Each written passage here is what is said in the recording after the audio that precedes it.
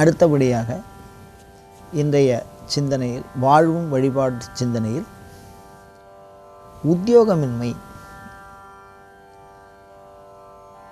நல்ல படிச்சிருப்பாங்க, நல்ல திறமைகள் இருக்கும், ஆனால் வேலை வாய்ப்பு சில பேருக்கு இருக்காது.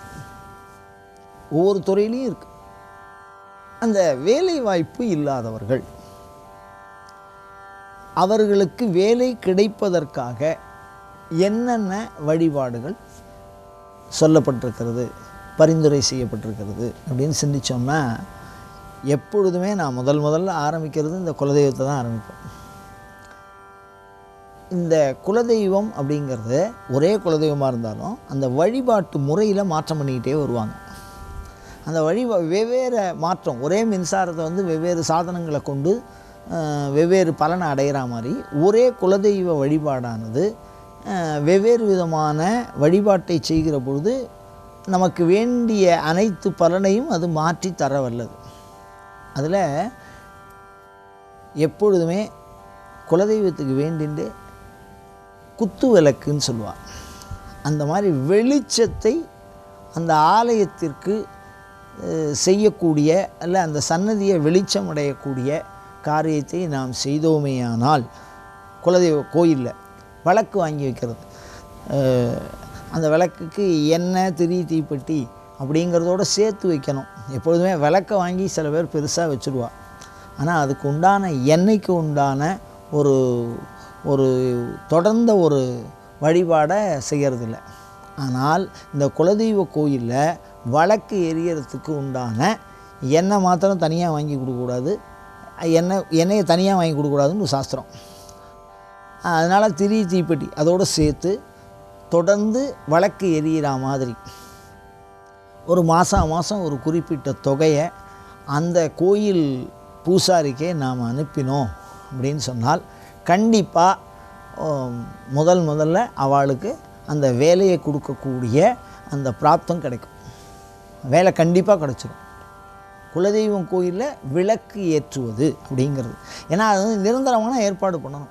அம்பாள்கிட்ட இன்னொரு பிரார்த்தனை இருக்குது சில பேர்கிட்ட, என்னென்னா முதல்ல நான் வழிபாடு பண்ணுறேன், முதல் சம்பளம் வாங்கி உன் சன்னதிக்கு செலவு பண்ணுறேன், அதாவது நிரந்தரமான ஒன்றை கட்டுறேன்.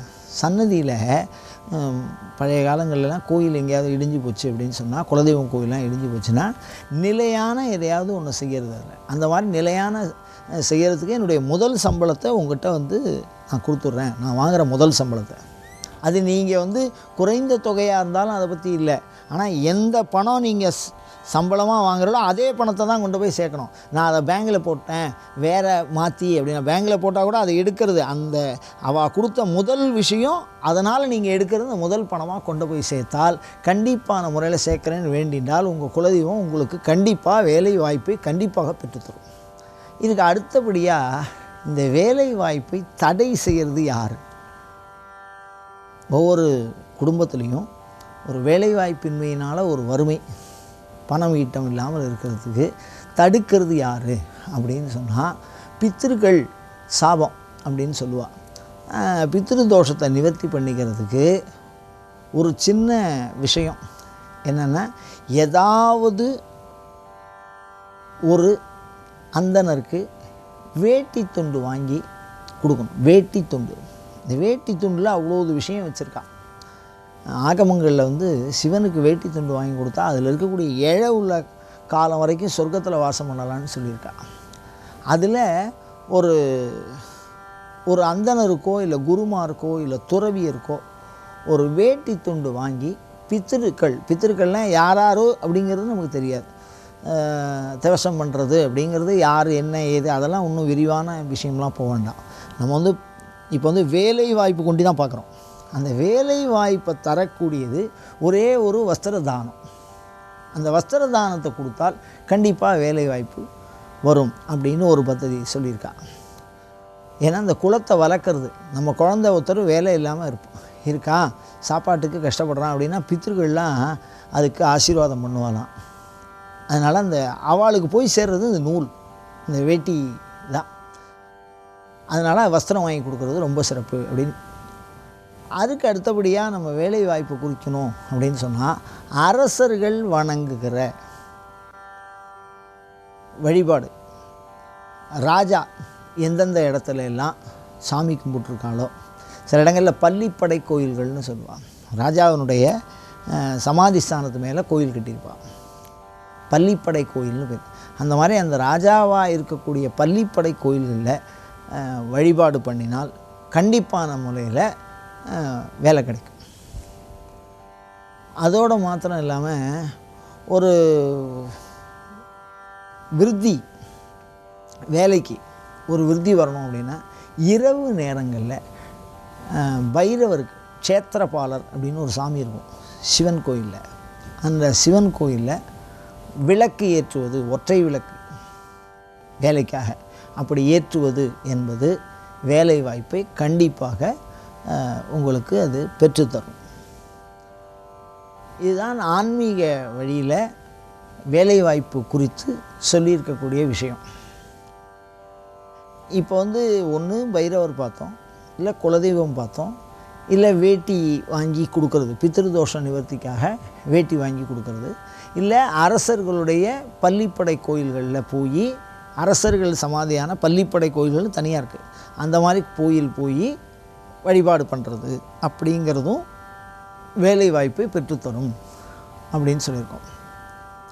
இது எல்லாத்தையும் தவிர பொதுவில் ஒரு கிராம தேவதைன்னா வீரன் ஒரு சாமி வச்சுருப்பாங்க. அதாவது அது சாஸ்தாவுக்கு முன்னாடி இருக்கும், எப்போதும் முன்னாடியான்னு பேர். அந்த வீரன் அப்படிங்கிறது அவர் தான் முதல்ல அரசு வேலைக்காரர். அவருக்கு வேலை வாய்ப்பை கொடுக்கக்கூடிய மிகச்சிறந்த வழிபாட்டு முறையில் கிராம தேவதைகளில் மிகச்சிறந்தது. ஒரு காலத்தில் என்ன ஆகும்னு கேட்டிங்கன்னா, வெறும் பஞ்சமாக போயிடும், உழவர்களுக்கெல்லாம் வேலை இருக்காது, தண்ணி வராமல் இருக்கும், இல்லை நேரங்களில் தொடர்ந்து ஒரு இனத்துக்கே வேலை இல்லாத போகும். அந்த மாதிரி சூழல்களில் அந்த சாமிக்கு விழா எடுக்கிறதுக்காக புதுசாக வாகனம் எடுப்பாங்க, குதிரை மாதிரி பண்ணி வச்சு எடுப்பாங்க. அந்த மாதிரி சொல்லக்கூடிய வீரன், முன்னடியான் வீரனாக இருக்கக்கூடிய அந்த க்ஷேத்திரத்தில் மிக குறைந்த ஒரு விஷயம் என்னென்னா, அவல் பொறி பொட்டுக்கல்ல நாட்டு சர்க்கரை. நல்லா ஞாபகம் வச்சுக்கோங்க, அவல் பொறி பொட்டுக்கல்ல நாட்டு சர்க்கரை, இதை பரப்பி அதில் ஒரு எலுமிச்சம்பழத்தை வச்சு வழிபாடு பண்ணினால் கண்டிப்பாக வேலை வாய்ப்பு கிடைக்கும் அப்படின்னு நாட்டுப்புற தாந்திரிக வழிபாடு சொல்லுகிறது. ஒவ்வொரு வழிபாட்டுக்கும் ஒவ்வொரு சிறப்பு இருக்குது, இதுக்கு மந்திரம்லாம் கிடையாது. அவல் பொறி பொட்டுக்கல்ல நாட்டு சர்க்கரை, இதை ஒரு இலையில் கொட்டி ஒரு எலுமிச்சம்பழத்தை போட்டு, வீரன் நல்லா ஞாபகம் வச்சுக்கணும், சாமியினுடைய பெயர் வீரன். அவர் எப்போதுமே அரசன் கூடவே இருப்பார்.